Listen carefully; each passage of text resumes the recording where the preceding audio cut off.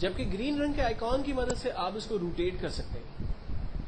کسی بھی شیپ کو ڈرا کرنے کے بعد اس کا اپنا ایک فارمیٹ کا مینیو آ رہا ہے. اس فارمیٹ کے مینیو کی مدد لیتے ہوئے سب سے پہلے ہم شیپ کے سٹائلز میں جا کر اسے کسی بھی نئے سٹائل کے اندر کنورٹ کر سکتے ہیں. اگر میں اس میں اپنی مرضی کے کوئی کلرز فل کرنا چاہوں تو وہ میں کلرز اس میں اپنی مرضی کے فل کر سکتا ہوں. کوئی پکچر اس کے اندر انسرٹ کرنی ہے تو اس کے اندر نئی پکچر انسرٹ کر سکتا ہوں. اگر مجھے اس کے اندر کوئی گریڈڈ کلرز وغیرہ اپلائی کرنے تو اس شیپ کے اندر میں گریڈڈ کلرز اپلائی کر سکتا ہوں. اگر مجھے اس میں کوئی ٹیکسچر اپلائی کرنا ہے تو وہ ٹیکسچر میں اس کے اندر اپلائی کر سکتا ہوں. تو کچھ آپشنز ہمارے پاس یہاں پر بنے بنائے موجود ہیں. ان میں سے جو بھی ہم چیزیں چاہیں اس کے لیے یوز کر سکتے ہیں. نیکسٹ، اگر اس کی آؤٹ لائن مجھے چینج کرنی ہے تو میں آؤٹ لائن چینج کر سکتا ہوں. آؤٹ لائن کی تھکنیس کو میں بڑھا سکتا ہوں.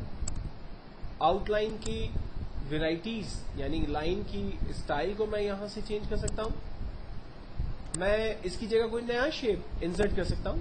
شیپ ہی ریپلیس ہو گیا پورا. ٹھیک ہے. اگر میں اس کے ساتھ ساتھ ایک نیا شیپ ایڈ کرنا چاہتا ہوں تو میں دوبارہ انسرٹ کے اندر آ کر شیپس میں سے اپنی مرضی کا کوئی بھی نیا شیپ ڈرا کر سکتا ہوں.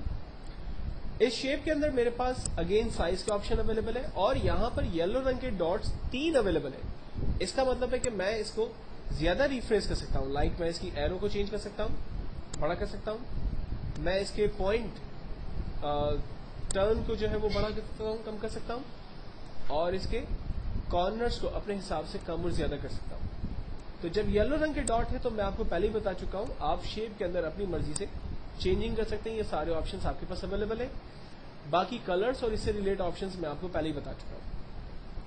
جب بھی آپ کوئی شیپ ڈرا کرتے ہیں تو عام طور پہ اس شیپ میں لکھنے کی کوئی اجازت نہیں ہوتی آپ کو.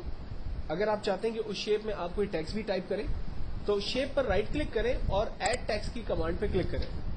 ایڈ ٹیکسٹ پہ کلک کرنے سے آپ اس ٹیکسٹ شیپ کے اندر کوئی ٹیکسٹ بھی اپنی مرضی سے ایڈ کر سکتے ہیں.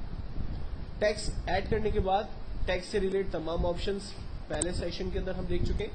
یعنی ہم اس کے کلرز، اس کی تھکنیس، اس کی سائز، اس کی ویڈتھ، یہ ساری چیزیں ہم لوگ پہلے ہی اپنے سیشنز میں اس کو کور کر چکے ہیں.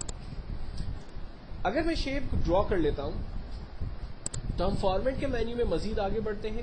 شیپ کے شیڈوز ہم دے سکتے ہیں. یہاں پہ شیڈوز کے ڈفرینٹ آپشنز ہمارے پاس آ رہے ہیں. جس طرح کا شیڈو ہمیں ڈیفائن کرنا ہے وہ شیڈو ہم ڈیفائن کر سکتے ہیں. اسے ہم 3D کے اندر کنورٹ کر سکتے ہیں. لائک کچھ آبجیکٹ 3D میں کنورٹ ہوتے ہیں اور جبکہ کچھ نہیں ہو سکتے.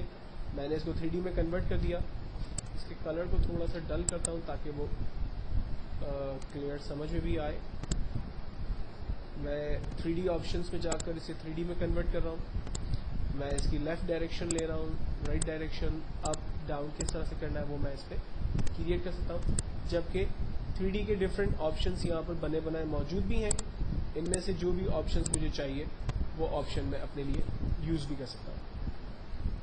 Send to back, beginning to front, میں پہلے ہی آپ کو بتا چکا ہوں. اگر کوئی آبجیکٹ بیک پر ہے اور آپ چاہ رہے ہیں وہ فرنٹ پہ آ جائے تو آپ اسے سینڈ ٹو بیک کرتے ہیں یا بگننگ ٹو فرنٹ کی کمانڈ کا استعمال کرتے ہیں. جبکہ ٹیکسٹ وارپنگ، اگر آپ کا ٹیکسٹ ایزیلی موو نہیں ہو رہا ہے تو آپ ٹیکسٹ وارپنگ کی مدد لیتے ہوئے اپنے ٹیکسٹ کو ایزیلی موو بھی کر سکتے ہیں. روٹیشنز ہم اس پہ اپلائی کر سکتے ہیں جس طرف ہم اس کی روٹیشنز چاہ رہے ہیں. اور نئے شیپس ایڈ کرنے کے لیے یہاں پر ہمارے پاس ٹولز ہیں جن کی مدد لیتے ہوئے ہم نئے شیپس ایڈ کر سکتے ہیں. اور باقی ساری چیزیں اسی سے ریلیٹ ہم یہاں پر اپلائی بھی کر سکتے ہیں.